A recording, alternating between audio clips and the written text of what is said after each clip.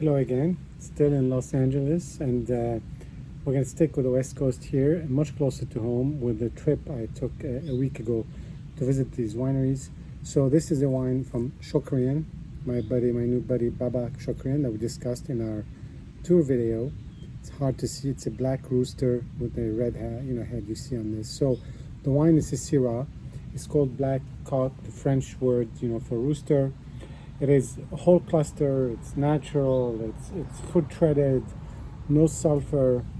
It's just neutral French oak. So it's really kind of the very little intervention, a non-interventionist wine, if you want. And that's one of the things that really attracted me to this when I was there. And we discussed that a little bit with the video. As you just to recap a little bit, Shokrian was a Hollywood producer, some good successes. He decided a few years ago to go to the Santa Rita and Santa Ynez Valley and make wine. He bought a vineyard from Melville. That was a pretty well-known vineyard, so it was already planted and everything, and he started redoing what he wanted with it, which is adding some Viognier, because he mixes that with some of his Syrah to make like a Côte Rôtie blend. He was experimenting with different Pinot Noirs, but he's still primarily a Pinot Noir and Syrah a guy, if you want. This is 2016. I tasted it, 2019, the Soufre. I tasted it last week and I liked it a lot, so I bought a bunch of it, and I figured we can enjoy a real bottle here. I've already been drinking from it. Not very alcoholic, even though it's got some nice legs on the. You can see through the reflection on the wine and the alcohol in the film, if you want. It's pretty purple, nice. Not vivid, because it's got a little bit of red in it, but you definitely see the purple around the edges. Very sharp purple. On the nose, you're definitely going to get the fruit, the currant, the black currant, the cassis, if you want, on the nose. A lot of, so that's very distinctive, but it's not overwhelming. It's not as fruit forward as you would expect a nice young Syrah to be, which is interesting because it's a bit more subdued. Maybe the clusters do that, the stems. But you definitely feel the black currant, bursting. And then a little bit of alcohol.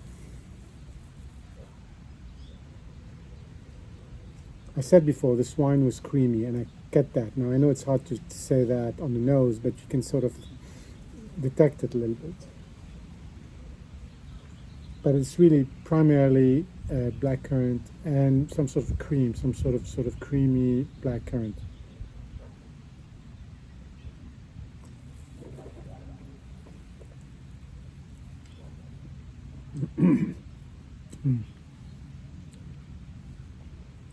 Very mellow, very balanced in the mouth, no sharp edges.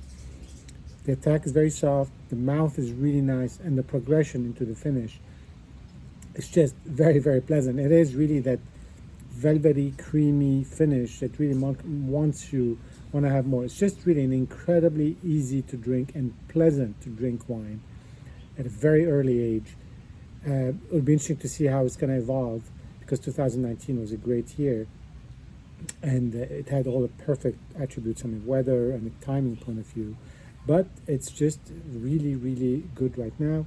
It's just a Syrah that is not what you expect from a sort of intense California Syrah, but it's not necessarily as sophisticated, if you want, or as restrained as a Northern Rhone Syrah. It's somewhere in the middle, but it's just got some amazing personality.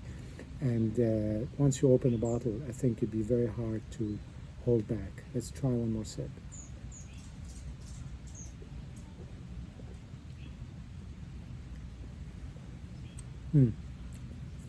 The finish is adding a little bit of that dark chocolate, bitterness to it, which is great because it's just yet another dimension.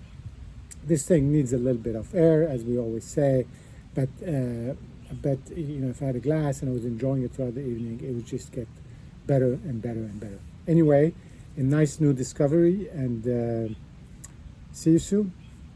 Goodbye.